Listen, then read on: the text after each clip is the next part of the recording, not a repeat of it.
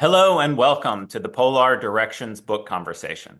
Today we'll be discussing the winner of this year's book prize for the Association for Political and Legal Anthropology, Fighting to Breathe: Race, Toxicity, and the Rise of Youth Activism in Baltimore. My name's Robert Samet. I'm Associate Professor of Anthropology at Union College in New York, and I was one of the members of the APLA Book Prize Selection Committee. We're joined today by the author, Nicole Fabricant, who's Professor of Anthropology at Towson University in Baltimore, and Shashawnda Campbell, who's one of the co-founders of Free Your Voice, the youth activist voice that's at the center of the book. Currently, she's a co-founder and coordinator for the South Baltimore Community Land Trust. We're also joined today by Bret Gustafson, Professor of Anthropology at Washington University in St. Louis and co-editor of NACLA Review of the Americas, who's generously prepared some great conversation questions for the group. Allow me to start by reading the APLA Book Prize Committee, what the committee wrote about this year's award winner. Quote, "Fighting to Breathe is an extraordinary ethnography of student activism in a Baltimore high school. It's both a primer on how to organize community groups and a case study of how to conduct engaged ethnographic research. Based in a context that's marked by toxic entanglements of environmental racism, the book invites readers to notice, reimagine, and take seriously breathing as a risk and a resource in the context of racial violence, urban inequality, and toxic ecologies. What made Fighting to Breathe stick out from the rest of the amazing books that we read is the way that it developed its theorization from the work and words of young activists. Beginning with a compelling cast of characters, the book constructs its analysis from the ground up, avoiding political and theoretical generalizations by following specific actors through three complex local struggles that had varying degrees of success. The author, Nicole Fabricant, deals heads-on with the difficulties of organizing and the contradictions of doing ethnography in these spaces, producing what is ultimately an optimistic, hopeful, and accessible work that is less about exposing injustice and more about what it takes to repair the world." End quote. And again, as a member of the committee, I wanted to say we thoroughly enjoyed and loved the book. I think maybe to kick us off, I'd like to ask both Nikki and Shashawnda to give us a brief overview of the book and the political activism on which it's based. Turn it over to you guys. Maybe we'll start with Nikki and then go to Shashawnda. Sure. So I often say that I didn't think of writing a book, that this was not my intent at all. Shashawnda knows that. This was pure political commitment. And the book really came out of University of California and their public anthropology series, kind of tracking and following the work that we were doing on the ground and convincing us that this could be archived and it should be archived, and that this is a way to make accessible to a much broader public some of the struggles in Baltimore. So the book really does track a group of youngsters at Benjamin Franklin High School. That's where I met Shashawnda when she was a sophomore in high school. And they were building out a campaign to stop the nation's largest trash to energy incinerator from being built about a mile from their high school. I threw myself into it and brought students, and it really is about a 10-year, now it's 15 years commitment to this one community and to several campaigns. That was a successful one. Many of the others, as the book indicates, are slow slugs to the finish line, and we're still very much engaged in the organizing work for zero waste, regenerative economics, and also some of our other campaigns around the coal pier right now. So I'll turn it over to Shashawnda to maybe talk about the founding of Free Your Voice. Yeah, and I totally just forgot the question. It was just to tell us a little bit about Free Your Voice and about the activism on which the book is building. Yeah, so for Free Your Voice, it was really a group out of Curtis Bay and Ben Franklin that was really looking at a lot of the challenges that were already in community. And it wasn't even sought out for this goal or the purpose of like fighting this direct incinerator at the time. It was really students sharing a lot of the commonality that they seen throughout the struggles that was happening in our schools, is relevant to health, relevant to not having access to good quality food or even just grocery stores, period. And just talking about those things, and also inclusive of housing struggles, and just laying all of that out in an honest way. And then, when as we were doing a lot of this conversation, we found out about a proposal to build this incinerator.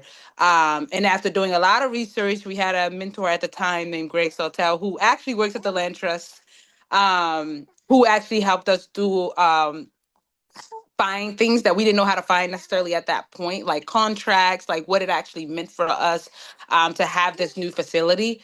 And so that's where that movement grew out of. It was like once we linked it to health impacts, what we were already talking about, a lot of people being sick in the community, students struggling to breathe because of asthma, upper respiratory issues, and then linking it to these systems that we walk past daily. Was one of those things that had a turning point, and that was very pivotal in that movement to then link it.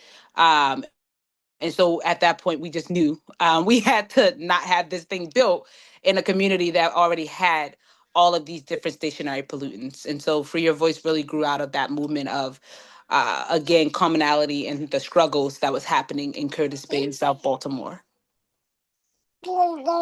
Fantastic. Okay, so Brett has a number of questions that are going to develop our and kind of the listeners' understandings of the book and what's at stake in it. So I'm going to turn it over to Brett now. Right. Well, great.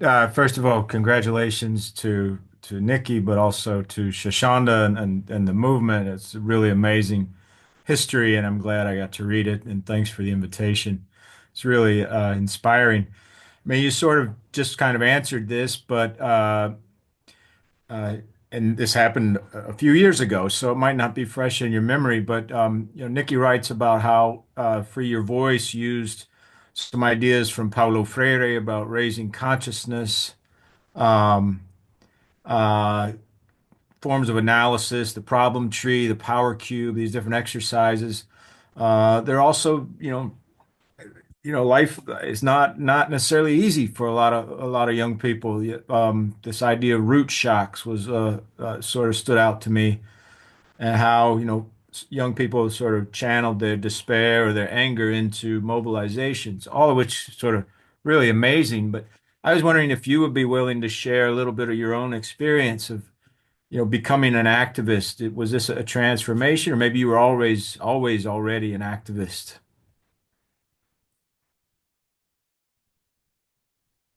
Absolutely not. I was not. When I was younger, when I was growing up, I was like, I'm gonna be a lawyer because like I'm just good at that. I think that's gonna be great for me.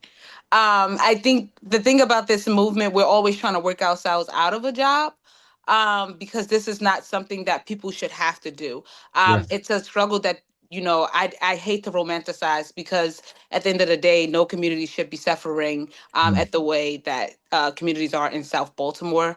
And so I think, but am I honored that I was able to be a part of a amazing group such as Free Your Voice, and still being a part of those same, being within those groups still? Yes, because it built a lot of resiliency within people. It builds people power. It builds a way to learn how to advocate for yourself, which as students, we learned that very young. And we were able to still use that throughout our life right now as adults. But I think, again, I was not an activist in this way. But I think this movement, once it calls you, once it chooses you, it chooses you, right?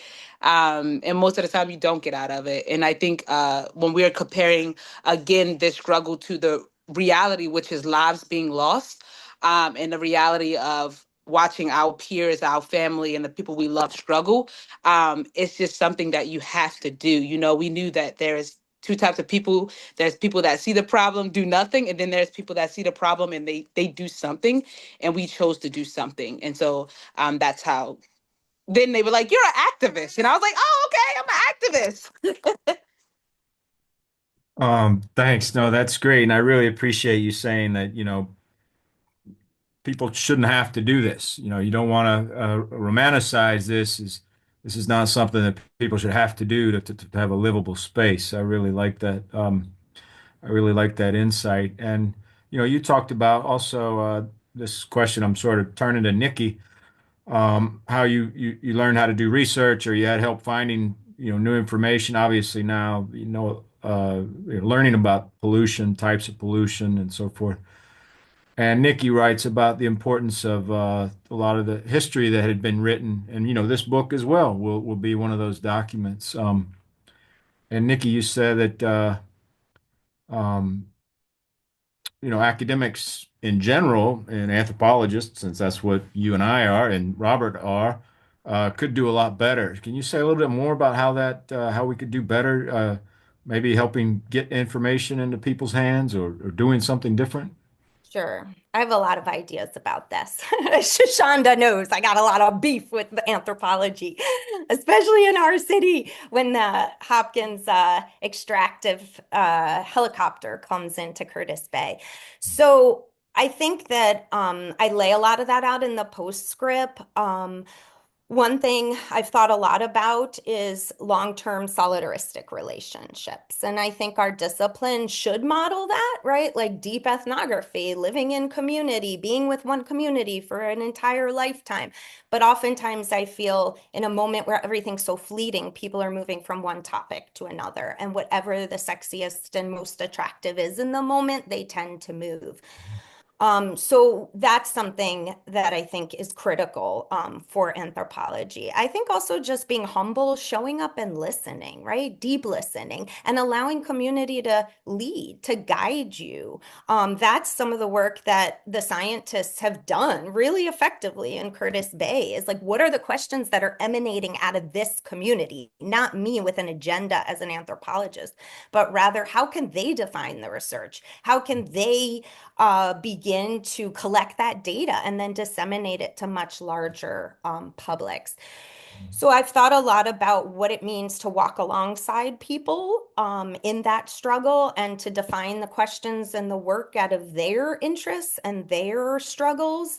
I've also thought about other forms beyond writing. So I'm not sure why our discipline is so hung up on just peer-reviewed publications. I have real beef with that. As soon as I didn't have to peer review anymore, I'd much rather be writing for larger, less popular audiences. Those are paywalled. They're locked behind walls. Activists and organizers never have access. And I think so much of the theory we're using today is inaccessible. I cannot teach any contemporary ethnographies to my freshmen, nor would organizers pick it up as a manifesto or a guide for the work that they're doing. So I think that struggling to make our ideas accessible, we study human beings, it's the study of humanity, but we've come so far from that. And then how we think about time differently. For me, the most productive time is being in community, demolishing a home, rebuilding a home, having my hands in the soil. And that's seen as unproductive in the academy because it's wasted time. And so to redefine and rethink what time and relationship looks like and how we labor alongside communities instead of just studying them. And then the last part that I think is really important, and Shashawnda will probably second this because we were just talking about this the other day, we need to stop thinking about the exotic or the other. Our universities, in many ways, are the culprit. Like we have an enormous amount of waste. Our waste cycles are impacting this community. We need to turn the lens back on our universities. So what are the ways in which we're complicit? We're embedded in this broader political economy of waste flows and waste streams. And how do we begin to interrogate and divest, right? Whether that's divestment from capital flows, whether it's divestment from fossil fuels or waste streams that are harmful. So that's a lot, but I think I could go on and on about I where. know you could, yeah. I know you could. So I don't know if Shoshana wants to add Yeah, anything. I Shashawnda, mean, what do you think? I don't want to make this be just about anthropology. I mean, at the end of the day, the story is about these young people coming together and making some change. Not that that was easy, but Shoshana, I don't know if you have anything to add about, the the role of anthropologists or academics or outside folks. like Yeah, Nikki? I think in the movement that there is a role, right? I want to acknowledge that I think it's a role for all of us. I think one of the things in anthropology that I had, because I actually taught a class, a Hopkins class for a year. And I With an think, anthropologist, you yes, must with the say. anthropologist. But I think looking at what we study and what we're missing in those studies that's not being acknowledged, I think is super important because I think we acknowledge like humans themselves. But I think even when we're talking about who are actually looked at as human beings, we missed a population of people that's looked at as disposable. And I think that that is missed in anthropology. And I think and I think even still beyond studying the same problems that we know, it is getting out there. It is marching on the front lines. It is being a part of those things. Um, and being a part of the story and not just sometimes trying to tell a story through some lens that's romanticized sometimes. Um, but yeah, I do think there's a role. I think science has helped us a lot. Um, and many of studies. So yeah, there's a role. I'll just add that portion. That's great. Um, well, I did you want to jump in, Robert? Could I chime in just as Sure. with a compliment? And one of the things that I got from the book that I had not been thinking about beforehand, and that I think it taught me, was the value of friendship in politics. I think we're always talking about politics as agonistic, and what are we going to denounce or expose? And what's so crucial about time and the work of time is like friendships don't happen overnight. Totally. They And have to be. trust, long-term trust. Like we were just talking about this, that movements and politics are labors of love. Like we adore each other, all of us, right? Like we lift each other up. When I can't make it, Shashawnda will step in. We Yep. carry each other's, struggles. If someone passes away, like that human just connectivity, this is our community, right? But it We, makes sense because the movement that we're building is a movement to humanize people that right. shouldn't have to fight to be humanized, right? And so, like, we can't then fight a fight dehumanizing people while not humanizing them. And so, I think in that way, it definitely is a lot of relationships that we built. And I can say, like, even with like politics and politicians and people, like, yeah, we were fighting them at a point in time. Then there was a point in time when things switched and they became champions of the work we were doing. But again, that didn't happen overnight. But it did happen by them coming to the community. It did Mhm. happen by them joining us at the front lines. And so sometimes you have to literally dive into that struggle head first sometimes and see what it feels like for everybody else. And then you'll recognize why you're fighting, right? Yeah. Yeah, for sure. Well, that kind of moves into the next question. And again, I don't want to romanticize it, but since I didn't live it, my only sort of connection is through what Nikki tells me about and what I read in the book. But Yeah. I mean, I found it inspiring. I was taking out the trash today, and I was thinking, God, I got to figure out how to reduce the amount of trash we're making around here. But uh, but it's also because of the courage and the willingness of students to, to block these trash trucks or get arrested at the Department of the Environment. I mean, that takes a lot of courage and strength. So I don't want to underestimate that either, not to romanticize it, but to recognize it. And when the y'all went to the school board and finally, performed and sang and finally, the school board moved. Like I'm getting chills just thinking about it. The school board, changed their vote, and then slowly all these other groups started. I think Nikki said it was like dominoes falling. They canceled these contracts with this incinerator. So, I mean, I literally like said yes out loud when I was reading it, because we need victories like this. So. And Nikki does a good job writing about how it felt, and I know it was a few years ago, and y'all moved on to other struggles and other things, but maybe both of you could recall a little bit what that that victory felt like in the moment. I don't know if that is y'all say, oh well, we moved on, but anyway, if you want to comment on that, just the way it was represented in the text, it seemed pretty significant to me. So I don't know if You go Shashawnda. first, Shashawnda.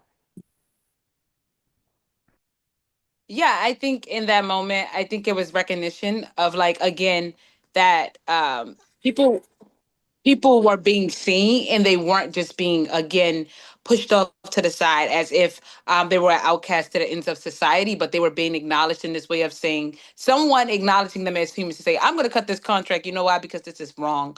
And so it was also good to know, like we knew we was on the right side all along. Yeah. But to have that acknowledgement through people like the school board, through museums, all of that was powerful. But it also taught us how to win. In this movement, people don't talk about it, but we are so prepared to lose all the time because there's so many systems that we're fighting against, and whatever the power shall be. But it taught us how to win. And I think that was the first moment that when they were pulling out of that contract that we knew, like, okay, together we can actually do this. And so it was a yes movement moment, right? It was a moment where people felt heard. It was a moment after all of the marching, the poetry, the song that people were singing in front of these people. It was like a moment of saying, like, you are enough, right? You are enough, and you're enough for us to say we're not going to do this. And so and that part is not romanticized. That part was actually beautiful. Nice. I don't know if Nikki wants to add anything. I like Um, that. I I like that learning how to win for sure. Yeah, I don't think at the beginning the youth ever imagined they would be able to not just take on a transnational corporation, but win it. So there was an incredible amount of confidence that was built along the way. And I also just want to say that not everyone could put their bodies on the line in civil disobedience, and that was a real struggle. It didn't make its way into the book. I think I talked about Destiny and her conflict. Like her mom basically did not want her. And I remember her on the phone with her mom. I won't get arrested. I promise you I won't get arrested. So there were varying levels in a city where majority Black, incredibly segregated, over policed areas. I think for a lot of kids in South Baltimore, taking that risk means possibly jeopardizing your future. And that's not an easy thing for folks who come from middle or upper middle class to get arrested. It really isn't, as you'll get bailed out and you continue on with your career.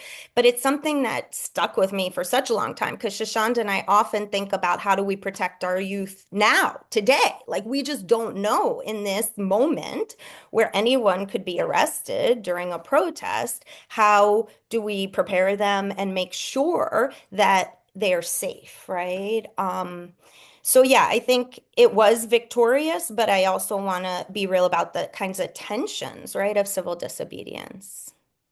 Yeah, for sure. And just to say again, a lot of people who oppose movements are always saying, "Oh, well, getting arrested, that's just a performance. You just want attention or something like that." And it's like Shashawnda said, is nobody should have to do this. Nobody wants to do this, but it's definitely easier for some than others. So I don't want to underestimate that. Well, I'll switch over to Robert just quickly. And reading the description of the prize justification sort of partially answered this, but going back to this question about where anthropology is today, or specifically where political and legal anthropology is, can you say a little bit more about the discussion that the decision, to award this book as opposed to others? I'm sure there were many great ethnographies that were considered, but um, can you tell us about the state of political anthropology, what's out there, and Yeah, I'd how love to. Nikki's book and this story fit in there and stood out? Yeah, this is great. So that's a fantastic, and it'll also, I've got a question for for Nikki and Shashawnda after this. Great. Um, so we read over 40 books. There was an amazing diversity of different kinds of excellence that you could see. I know as a book writer myself how hard it is to write the first book. I must say, the second book, I think sometimes you understand the craft of book writing a bit better, and the craft of this book is just utterly exquisite. I think that stands out. It's really clear. The thing that I I won't say the whole committee, but I think the whole committee would agree with this. But for me personally, one of the things that I saw in this book was this is a book that can be taught at all different levels. This is something that I can hand to my undergraduates. I can hand this to my mother. I can hand it to my sister. I can hand it to just an ordinary person who can, and they're going to get a lot out of it. But I also can hand this to a graduate student or a colleague and say, actually, what you want to pay attention to is the embedded theory that's in this book. That this is a book, I was an English major back in the day, and one of the things that I used to think of was great books were readable by different people. They brought things to all kinds of audiences. And that's what this book does. It really brings so much to so many different people. It doesn't talk down to the reader. It uses ethnography as a theoretical springboard. And that is something that I think as a discipline, I'd like to see more of in anthropology, playing to what our strengths are, playing to the kind of the embedded, embodied, local theorizing that other people are doing out there and doing with excellence. I think one of the things that what I was learning from this book was I learned how to teach. It really made me rethink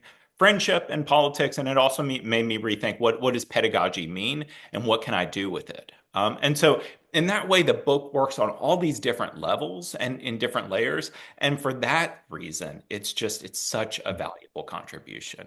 And this is on top of the incredible work that was already clearly behind the book, right? So there was so much layering and so much depth. So this maybe gets me back to the question that I wanted to ask Shashawnda and Nikki, which was about how to win, right? Because I think that is a question that we've all got on our minds. Well, what does it mean to win, right?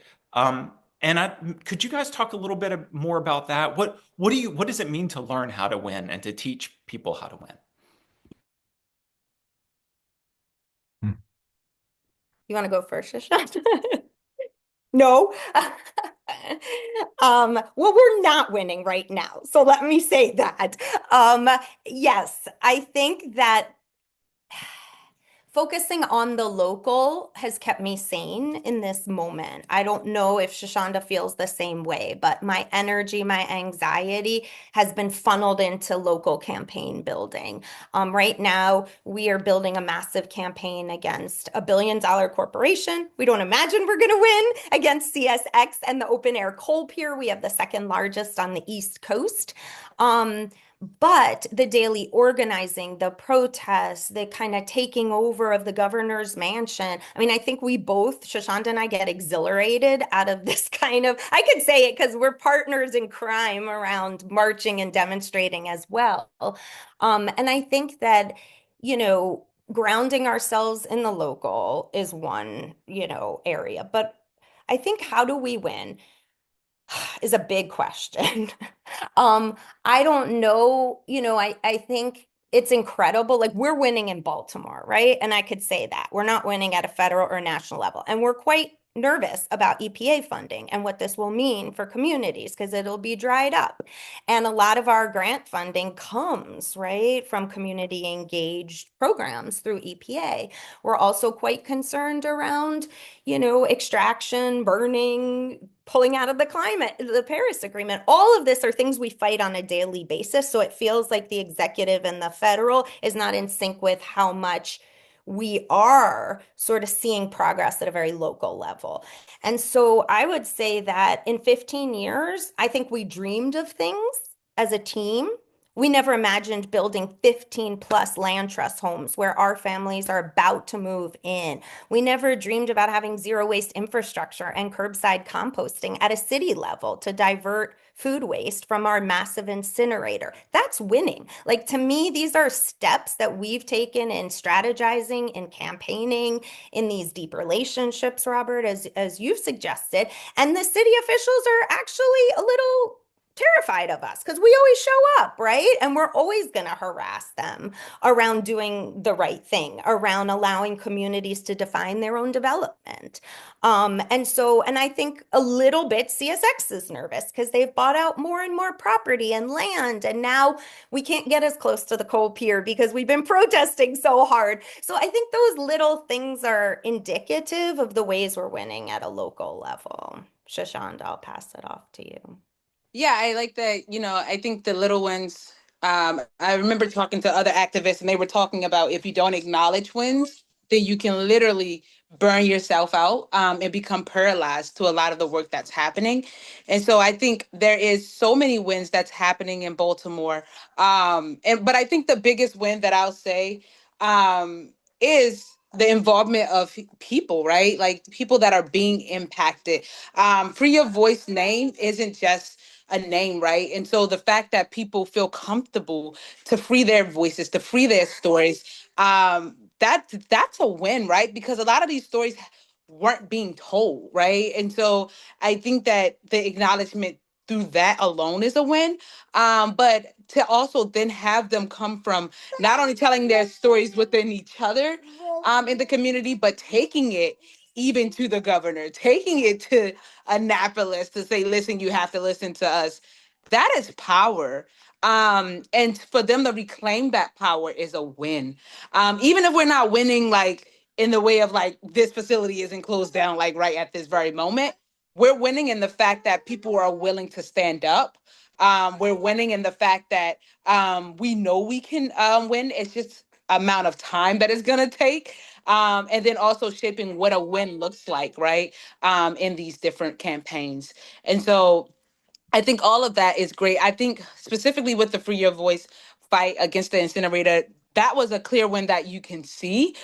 This facility isn't built, like this facility isn't harming us in that way. And so again, these wins are looked at very differently, where the wins that we are now talking about isn't a physical thing that you can see, but it is people standing up. It is people still rallying. It's still people showing up every day. And these are people that work jobs, right? They work, they pay their bills, they have kids, but they're also showing up for this movement. And if that's not a win, if that's not the biggest win, I don't know what the heck is.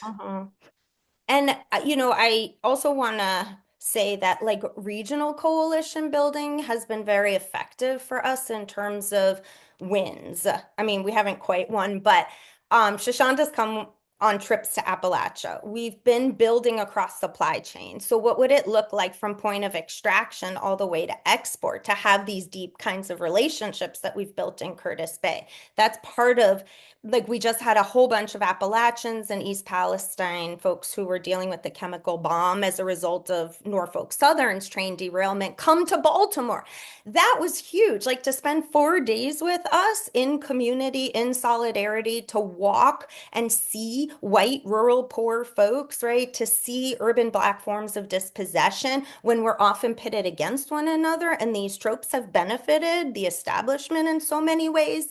I think that regional work, especially now, is so important. Like as we're dealing with an administration that's not going to work in our favor, how do we defy these state bounds? How do we think about the ways in which we can enlarge a movement beyond just Baltimore around these kinds of issues? Can I do a follow-up with one of the challenges that's really clear in the book, and that's a hard one at a local level to think about, which is where the tensions between, on the one hand, economics and specifically labor, and the question of environmental activism, and how those two things often get pitted against one another, and how it was, I mean, one, I'd like to talk about it generally, but two, specifically how you overcame it or I suspect you're continually always trying to have to overcome it, right? How you articulate these two things as a unity as opposed to something in which you're fighting each other, I think is this is a question, a serious question going forward. Yeah, I'll start and then you could pick up, Shashawnda. But I think this is central to our regional organizing right now, is this question of labor and environmental justice communities. How and in what ways can we begin to think about bridging the divides that have historically existed. What are the ways in which we raise political consciousness collective, like together? How do we talk about safety, questions of safety, worker safety, right? Workers' health alongside community health. So that's part of like the regional work we've been doing. And then the zero waste has often pitted sanitation workers, right? Folks who are bringing all of our trash to the incinerator, getting pissed off along the way that we're protesting and halting their ability to get the trash to the incinerator. So we're actively working with labor unions here locally and trying to think about what would worker benefit agreements look like, what are healthy, sustainable, just transitions. So really making it clear that it's not, because we see this in Appalachia too. It's sort of like, oh, you just want to eviscerate our jobs, or is that what you're saying? No, we want better jobs. We want, productive unionized jobs that are sustainable. So, I mean, it's something we're actively working on, but it's always an issue, right, Shashawnda? Jobs versus the environment. Yeah, and I think it's first to acknowledge that it's not a war on jobs, which is something that we always do. We always try to even talk to the people that worked at these facilities, if they give us the opportunity. And then even in this, we've always talked about increasing jobs, not decreasing, right? And then also, how do we simultaneously move them from this particular job into the jobs that we're trying to create, right? And most of the times, it's also just not hauling to that particular facility, but hauling to things like a compost facility. That's the difference. And so it's not particularly taking your job, right? It's just taking exactly where you're going. And so trying to explain that could be hard, especially when you have companies that's trying to stay in business, that's trying to pin us against them, against their workers in the way that they're telling the story. And that's why we always say it's important who's telling the narrative. And we try our hardest to get that narrative to the people that's working at these facilities. But it's also really hard to be the group that's being poisoned by these facilities, and then also trying to fight for jobs. That's hard, right? Because you want to acknowledge their job, but you also want to acknowledge that that your people are suffering. And they're suffering at a rate that's knocking years off, decades off their lives. And so it's really hard to then create the time to try to have these hard discussions while also trying to fight to get bills in Annapolis, trying to fight the local government for acknowledgement. But again, we hate to make it feel like it's against jobs. And so we try to incorporate jobs, the creation of jobs, into any plans that we're creating. Um, yeah, and so, but it's always a thing that's going to happen, and I don't even sometimes think it's the workers that's putting themselves against us. A lot of times, like I said, it's the corporation, because it's a way to get support for them workers. I remember a time where we went down to City Hall, and then one of the incinerator had all of their employees come and fill the room. That was a big thing. And then when we were stopping the trucks, they had people standing outside with signs, but they also had a where they couldn't talk to us. So it was like a gag order where they couldn't say anything. They just held signs up. And so you're not going to tell me the workers just woke up one day and was like, I'm going to stand outside. It's just not a thing. And so I think they've been pinned against us in that way.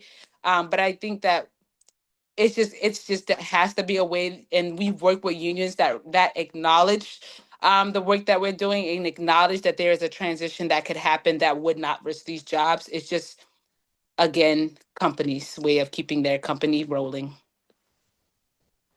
Yeah, and just one more thing to follow up on what Shashawnda was saying. We have a huge active campaign against the nation's largest medical waste incinerator. So on top of the 70 plus stationary toxic polluting industries, we have the nation's largest medical waste incinerator in the same community that has been emitting black dust for weeks. And poor people have to always shoulder the burden of what our government doesn't do. So we've been setting up trail cameras. Other, organizers have been trying to build with labor. And what we've seen, one of our dear friends, an organizer who started at 13, tried to talk to some of the folks inside the medical waste facility, the laborers, right? And one thing they were saying is they were subcontracted out. They have no protections. They had no idea they were burning human remains because they just received the largest environmental fine in the history of the state of Maryland because they weren't effectively burning these bags with chemotherapy waste and then sending it to a landfill. So these are opportunities, right, where laborers are feeling squeezed. They don't realize they're not given information. They don't have appropriate safety, hazmat suits, et cetera, et cetera. And so the community is overburdened. And I think it's a way that we could create solidarity across with labor as well. And we're working on it. It's not easy though. It really isn't. Okay, great. I think Bret had one more question for Shashawnda and Nikki about aspiring activists and anthropologists. Yeah, well, yeah, before I go to that one, I just also want to, and for anyone who happens to watch this video, you should definitely read the book. Just because it's good about strategy and thinking about building movements, but it also is good at revealing the strategy of the politicians and the corporations. It's like Shashawnda was just saying, they didn't wake up and say, well, I'm going to go out and stand by the fence, that the corporations, someone we're up against out here in St. Louis, they do the same thing. So that's really good. Plus, naming the politicians and the amounts of money they got. I hope this thing sort of floats out into the Baltimore area.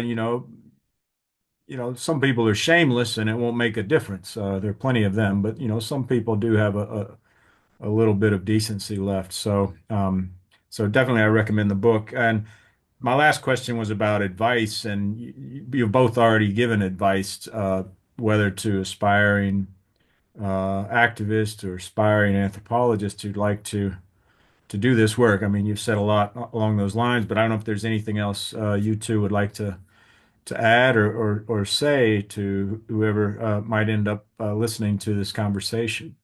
Shashawnda, I don't know if there's anything we should be talking about, but we didn't. Yeah, I think that it's a big fight. We talked about wins, so acknowledge the small wins that you do have, and then also celebrate with the people. Eat together, dance together, enjoy together. Life is short, and we're these machineries that's in place right now. That did not happen overnight, and so just know you're working, doing your best, but this is not going to be solved overnight. And so, again, we're dismantling a whole system, a structure that was embedded to make communities redlined in the way they look, exposure in the way that they are being exposed. This is no accident. And so we're fighting against a system that is functioning the way it wants to function. And so we're trying to dismantle it at so many different levels, whether it's local, state, and federal. And that takes time. And so give yourself a lot of grace. Yeah. And as long as you know you're on the right side of this, just fight as hard as you can. There's so many strategies and tactics that's out there, so you don't have to invent the wheel. You don't have to make up some magical thing. We learn from other groups that's working on the ground, and just have a trusting group of people, and then also know that these things can be infiltrated. So there could be people that look like they're on your side, they're not on your side. Check the money flow, because the money flow is going to tell you who's clearly on your side. And we've seen that in our local government, and we've seen that in state. And so definitely link up with, we done a lot of linking up with universities to help us also, because we know that as community groups, we don't always have the capacity, and we also don't have the funds. And so we do link up with those groups. Just don't just write the MOU in a way that you know that you're not being exploited and that the information belongs to your group and to your community. But don't limit that tie, because we have gotten a lot of support through that. Mhm. So that would be my advice. Yeah, that's great. So something Shashawnda said about resources is something I think about a lot. And I think about some of the work that could happen is like fugitive to a certain extent. This is coming from kind of the undercommons, but like how can we steal from the universities and redistribute that to community? And that's something that I have actively tried to do, to bend the rules, to figure out how to grab those resources and get it directly down. Now, there's a lot of red tape and bureaucracy. And oftentimes my biggest beef if it is it takes 8 weeks to pay activists and they need this money desperately. And how do we get cash flows into the hands of folks actually doing the work? So that's something often. But back to the question about theories or capital flows. These kids are brilliant. I mean, Shashawnda and others have taught me so much about strategizing, about building out campaigns. All these methods are organic, right? I didn't have to come in as an anthropologist and teach them how to do capital flows. They knew exactly how much politicians were making either off of the transnational corporation at the time or CSX, right? The flows into pockets.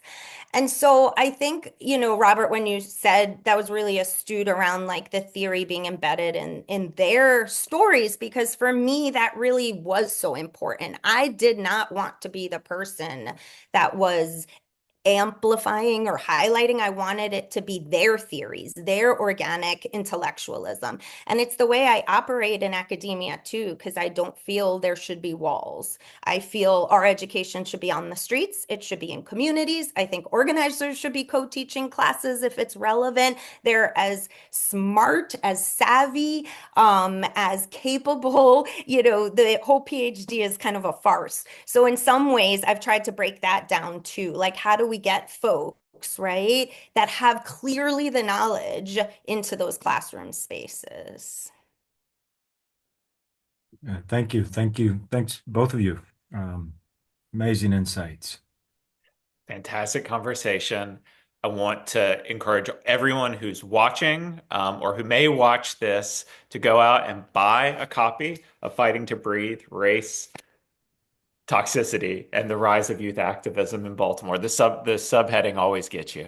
But go out and buy it. It's phenomenal. It's a great read. It's a great teach, and I think you learn a heck of a lot from it. I know that I did.